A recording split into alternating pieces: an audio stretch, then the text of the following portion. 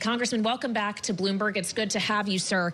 When you consider what small businesses may be thinking today in the face of news of these tariffs, wondering what will happen to the costs they are facing and their ability to pass those costs on to the people who purchase goods and services from them, what would you tell them? Interesting you should bring up small business. We just had a meeting with a new administrator, Senator Kelly Loeffler, who is intent on getting small business representatives into the rural parts of America. In particular, we requested that in our district just south of Kansas City. And I'll tell you what our small business owners are saying.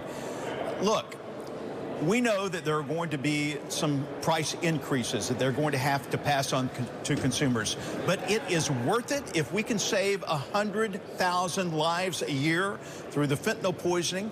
This past administration, the Biden administration, with the porous borders, we're allowing this fentanyl poison to come up and this toxins to poison and kill our young people. And so, look, we get stuff delivered to our house just about every day, it seems like, from Amazon.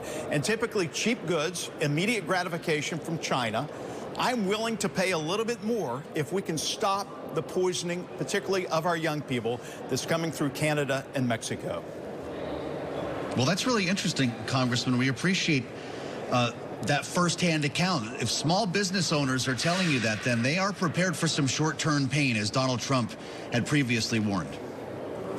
Look, I think small businesses got kind of the short-sheeted with this past administration. They have not gotten the capital and counseling that they need from the Small Business Administration. It seems like Administrator Guzman was more concerned about registering Democrat voters than actually getting out with representatives and helping small businesses grow.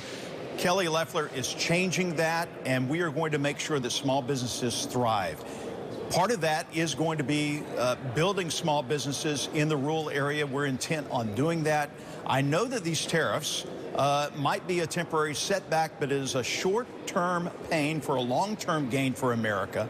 Reciprocal tariffs are what I think that we need to right the ship in America, to gain the respect on the world stage, and Donald Trump is going to do that with my support and the Republican conference.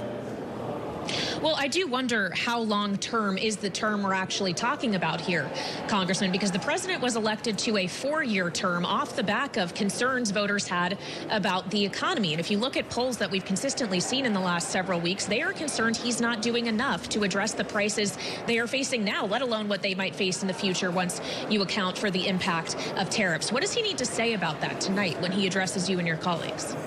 I think he's going to talk about his wins already, opening up oil production in America, shutting down the border, essentially securing our border with more than 90% reduction in illegal crossings into our great nation. That puts such a strain on the fabric of America.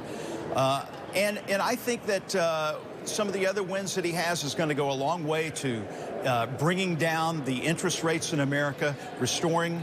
If we can get this Tax Cuts and Jobs Act passed through the House Reconciliation and the Senate Reconciliation Bill, that will go a long way to restoring confidence in the bond market, and in turn, I believe the Federal Reserve will bring down the interest rates. I am the chair of the Real Estate Caucus. We just had a meeting, heard from young people here on Capitol Hill who want to buy a home and they can't because of supply shortages, because of over-regulation, Inflation Reduction Act regulations, climate regulations that are driving some home builders out of business. They can't keep up with these regulations. It's adding 25% to the cost of a home in Kansas City.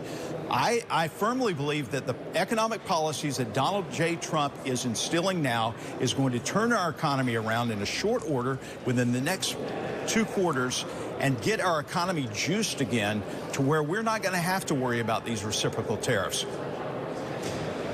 So if the cost of goods, though, continues to rise across the board, and we're looking at now the potential for a trade war, in the words of Howard Lutnick, to begin on April 2nd, how does that help to get more young people in affordable homes? Well, we raise salaries. I think you're going to see that coming. The demand for intellect, the demand for good labor is there. And so our workforce, if we provide the education they need and the training they need for skilled labor, I'm big on that in our district, They're going to have good-paying jobs, and they're going to be able to afford not the hyperinflation that Joe Biden brought about, but I think a reasonable rate of inflation that we can all live with a higher salary, higher earning power, and higher confidence in the American economy.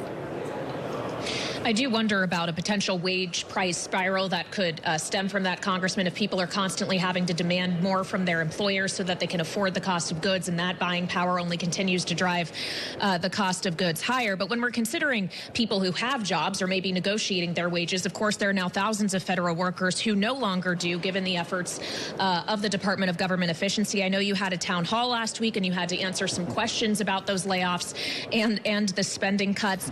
Is this making your job and your communication with your constituents harder, if not the concept of reducing the federal government, but the way in which this has been done?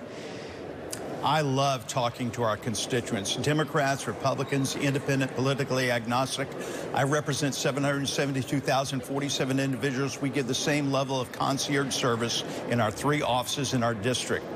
But look, you've got to have a conversation. I want to have a give and take with the constituents. We had a lot of people show up at this. It was really supposed to be a coffee. Usually I have 10 people show up. There was almost 200. I had everyone write down their question on index cards. I read the question, and then when I started answering, they would try to shout me down. That is not an exchange of ideas. That is not answering questions. I want to listen to people, but I also want to have a discussion. And that's not happening now because of organized disruptors who are trying to make what we do ineffective. And that is not right for our constituents who really want to have discussions. There's talk about organized disruptors on the other side of your aisle tonight. Congressmen, Democrats may be bringing props, signs, even noisemakers, according to some reports. What will be the decorum in the hall later? Well, decorum is a very big part of the Republican conference. We will maintain decorum. I have no control over what the Republicans were doing a lot of yelling last year at Joe Biden.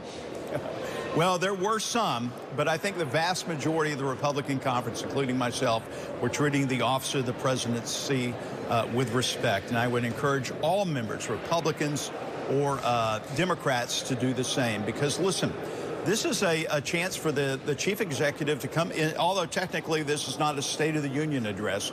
It's a chance to hear what's on the president's heart, soul, and mind. And then for us as Congress, a body, to work together where we can to bring about positive change for America. I think the president, again, whether it's Joe Biden or whether it's Donald J. Trump, President Obama, President Clinton, George W. Bush, or Ronald Reagan, if you're standing up there as a chief executive, you deserve to be heard, and we deserve to give our respect to that office.